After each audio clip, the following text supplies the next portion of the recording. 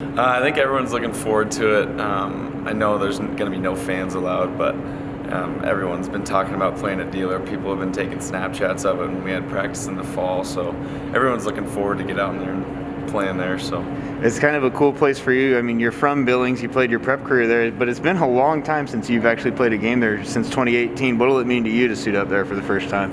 It's definitely going to be a little different not having my mom there for sure, but that's the best field I've ever played at, so getting back out there and playing on it again is going to be exciting.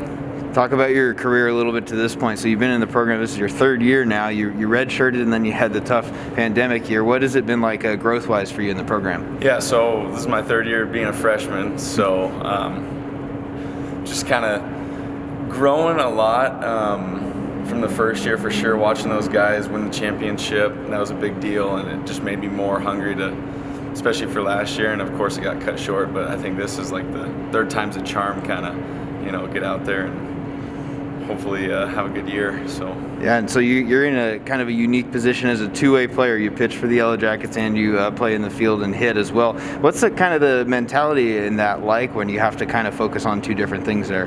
Kind of just staying ready. Like I never know when I'm going to get the call from right field to come in and pitch, and it's just kind of staying mentally ready and seeing what the umps are giving for strikes and balls, and just kind of going off tendencies of the hitters, especially in the field. I think that actually helps me as a pitcher, is seeing swing tendencies from the outfield and getting a feel for that. So.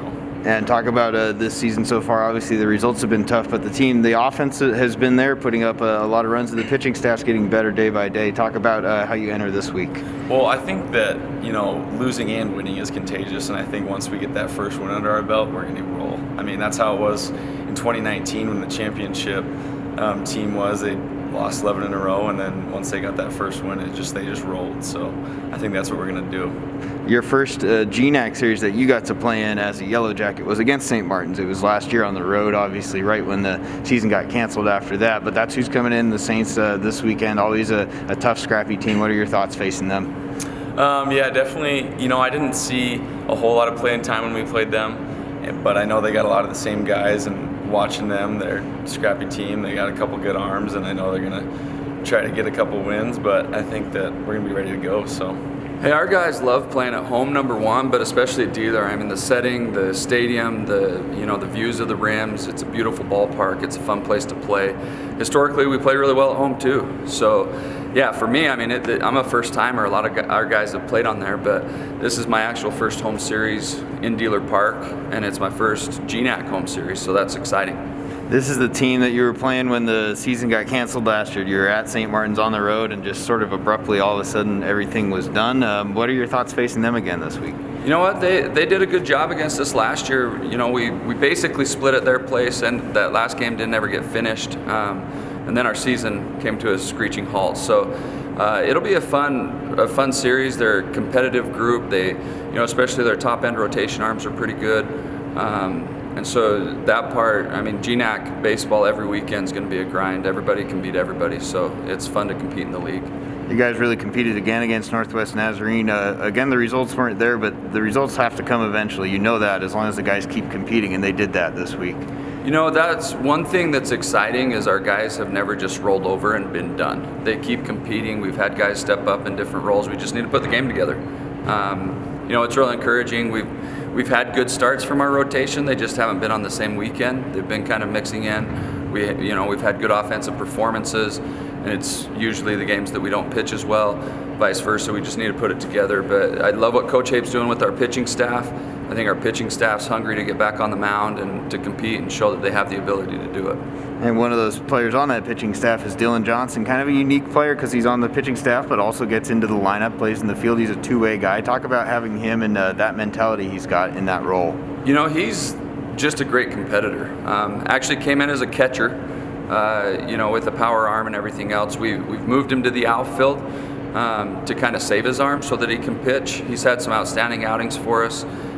Pitched really well at Northwest Nazarene. Put up a couple zeros on the board when we hadn't really been doing that all weekend against that offense. So real good power bat, just a good athlete that can kind of do it all a little bit. We're just trying to utilize his skill set to the best of his ability. As you mentioned, you're seeing the pitching staff starting to turn things around. One player in particular, Matthew Houlihan, had his best start of the year for you guys. Talk about him and how that group's getting it going. You know, I think Houlihan finally just relaxed and pitched. I think, you know, some of the expectations coming into the season, guys tried to do too much, both offensively, even defensively, you know, and then on the mound too, they were just trying to do too much instead of just knowing what makes him good and making pitches, and he just really commanded the zone. He made it tough on hitters because he kept, you know, he got ahead of a lot of guys and he kept throwing strike one and just kind of kept moving forward as far as he went throughout his outing. And finally, what are your thoughts as you look at this series game by game against St. Martin's? They're going to be always a tough opponent, historically a good pitching team. What are your thoughts? What do you expect to see on Friday?